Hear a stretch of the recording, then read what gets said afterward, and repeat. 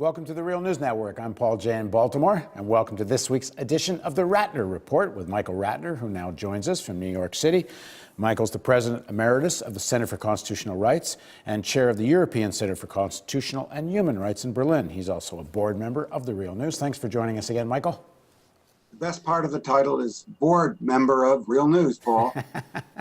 Thank you. That's the only one that matters. The rest of it is, Anyway. Actually, given the work you've done there. Okay, enough back-patting. What are you working on this week? What do you got for us? Well, I've had a really busy week. I'm working a lot on WikiLeaks, Julian Assange, looking at Bradley Manning, and Jeremy Hammond, who is the alleged hacker of the Stratfor emails. This week is the 1,000th day that Bradley Manning, the private who allegedly uploaded the Iraq war logs, Afghan war logs, collateral murder video, State Department cables, uploaded them to WikiLeaks. He has now been in pretrial detention, as we're speaking, 1,003 days. It's a big anniversary. That means he has been in detention almost 3 years without a trial. He's not been convicted of anything. And of course, you might say, what's going on here? It's outrageous. The speedy trial rule is 120 days in the military, and somehow he's been there almost 10 times that. Well, next week at Fort Meade, there's going to be a hearing on whether or not these charges should be dismissed because of the violation or alleged violation of the speedy trial rule. We'll see what the judge does. The hearing will be on that. Will also be on this proffer of some kind of plea to a lower charge than he's been charged with. We'll see what happens. It'll be going on in Fort Meade next week. The interesting thing, of course, Bradley Manning has now been in custody, as I said, for over 1,000 days. He's one of the two major sources, apparently, alleged sources, for my client, Julian Assange, and WikiLeaks.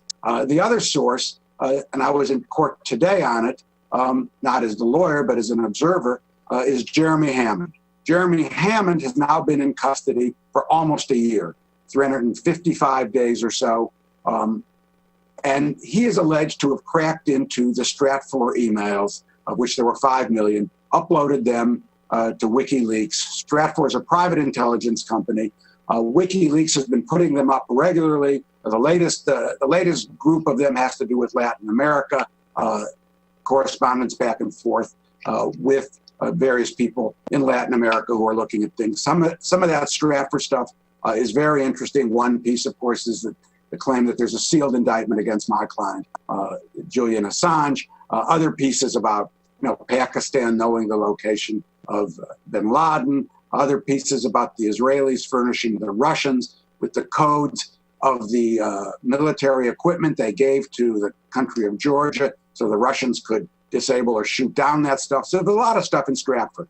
But what you have here, if you look at it, you have two people, Bradley Manning, Jeremy Hammond, both in prison for a very long time. Julian Assange in the Ecuador embassy. Julian's actually been in custody now of some sort for 808 days. Bradley's ahead by a couple of hundred days. But I'm afraid, I fear that those differences, they'll always remain the same, but they may be less of a proportion. So you have Hammond, Manning, and Julian Assange.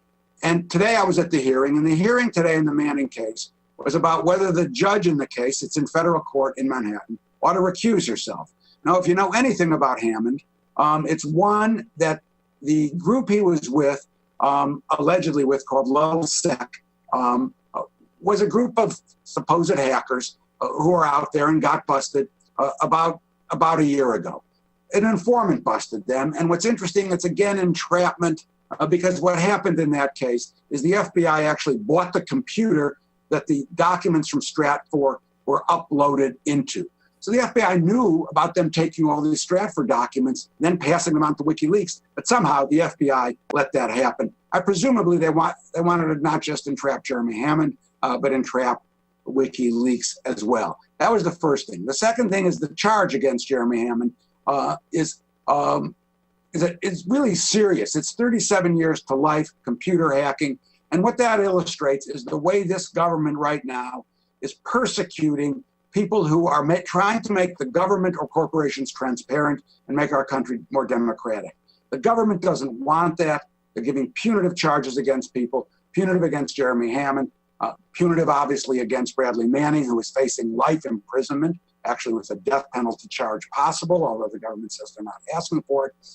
And of course, Julian Assange, if they ever get their hands on him, go on forever, I presume. And of course, we all know the case of Aaron Swartz, Aaron, who was charged, not even as a hacker, was charged for uploading documents or downloading them, that he had the authorization to get from JSTOR, persecuted by the Boston U.S. attorney, and eventually, as a result, committed suicide. So what we're seeing going on in the country is incredible repression by the government. And the two philosophies here are, on the one hand, the government's philosophy is keep all the secrets we can, do all the dirty tricks and corruption we can, don't expose it, don't let it out.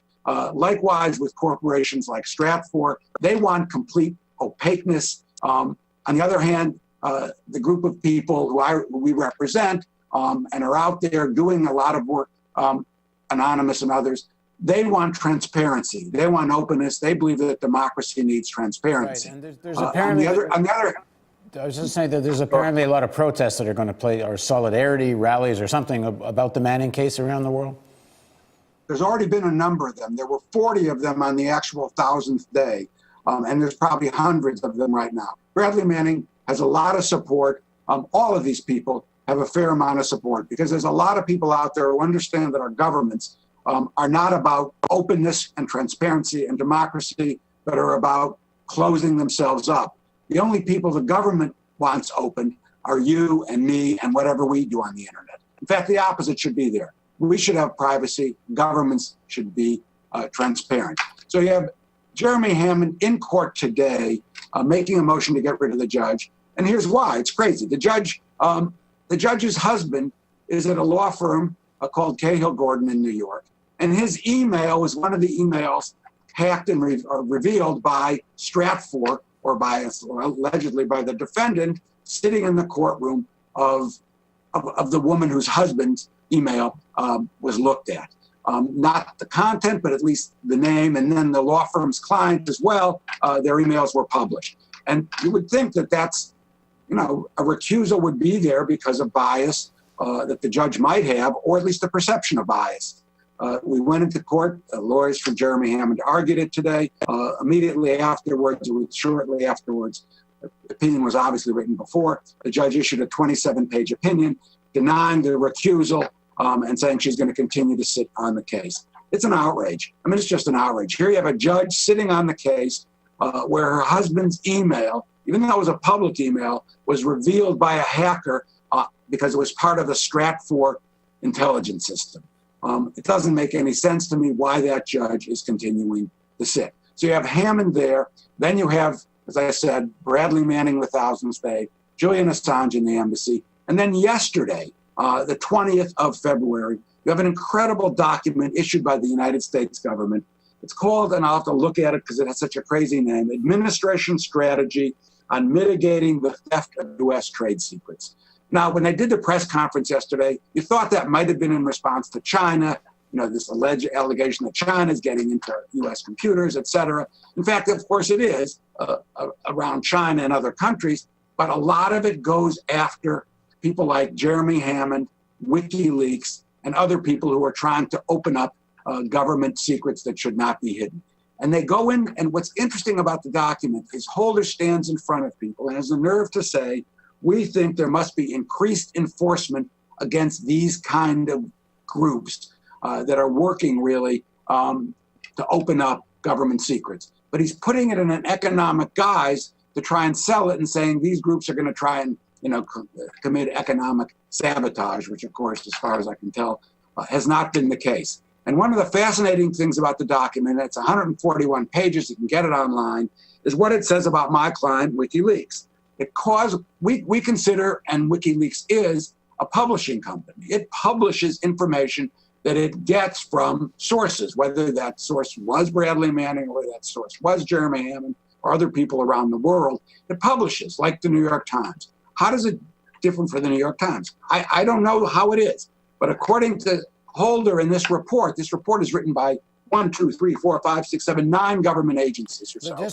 Just to be clear, when you say how does it differ from the New York Times, you're not talking some generality. WikiLeaks published all this stuff through the New York Times and several other major newspapers. So that, I mean, they participated in it with WikiLeaks, but WikiLeaks is the only one that's being singled out. Right. There were 4 groups when the initial drop of the documents happened, or a certain number. I mean, four people. There's WikiLeaks, New York Times, The Guardian, and Der Spiegel. And that's who published it. But WikiLeaks somehow is not considered a publisher. I don't know why. Why Biden calls them high-tech terrorists, etc. What is interesting about this report from Holder, which I'm holding up here, it's 8 different groups. What they call WikiLeaks is, quote, a self-styled whistleblowing group. They don't call it a publisher. They don't even call it a whistleblowing group. They say self-styled. So what do they really think it is? Do they really think it's what Biden says, high-tech terrorist groups? Are they looking at it like they're going to prosecute it? The answer is, it seems to me, to that is a yes. They're looking at WikiLeaks as a target of some criminal investigation. In the same paragraph, they mention another group called LulzSec, Lulzsec.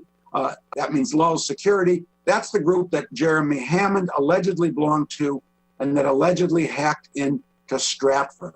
And they put them all in the same group. They say groups like LulzSec have to be essentially prosecuted. In fact, they've already destroyed LulzSec through the informant. So what's interesting about this report, and I think it's mandatory reading, is what's going on here is this government is now decided to just shut itself up completely and go after anybody who wants to open up secrets. And you had our Attorney General standing in front of a huge crowd saying, we need increased enforcement. To me, what increased enforcement here is putting people, is basically saying, we're going to put these people against the wall and just shoot them. Because what else can they do? They've already pushed them into life sentences.